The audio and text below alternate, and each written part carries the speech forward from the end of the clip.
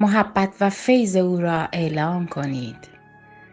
به دیگر سخن، خدا در مسیح جهان را با خود آشتی می‌داد و گناهان مردم را به حسابشان نمی‌گذاشت و پیام آشتی را به ما سپرد. دوم قرنتینیان 19:5. این یکی از عمیق‌ترین آیات در رساله‌های پولس است. این عظمت محبت پدر به همه انسان‌ها، محبت بی حد و حصر او را آشکار می‌کند. در مورد آن فکر کنید. خدا در مسیح بود. جهان گناهکاران نه مسیحیان را با خود آشتی داد، بدون اینکه گناهان آنها را در برابر آنها حساب کند. حیرت آور است. بیشتر آنها این حقیقت را نمی‌دانند که عیسی خدا بود و جای گناه و انسان گناهکار را روی صلیب گرفت.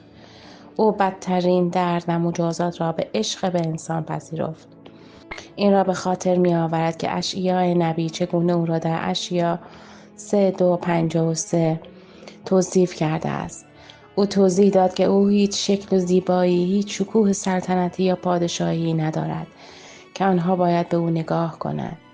هیچ ظاهری نداشت که مشتاق او باشند.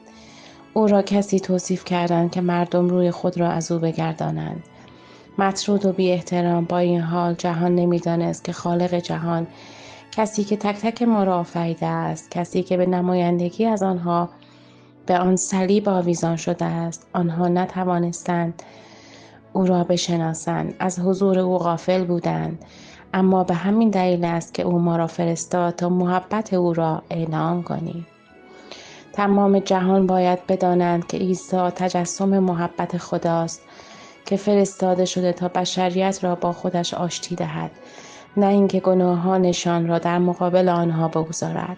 حتی شرورترین گناهکار را خدا دوست دارد. او هیچ خشم و کینه‌ای از کسی ندارد. کتاب مقدس میگوید که او مایل نیست کسی هلاک شود، بلکه میخواهد همگان به توبه گرایند.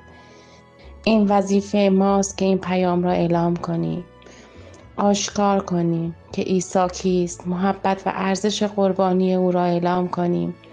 این وظیفه ماست که این انجیل محبت و فیض او را اعلام کنیم.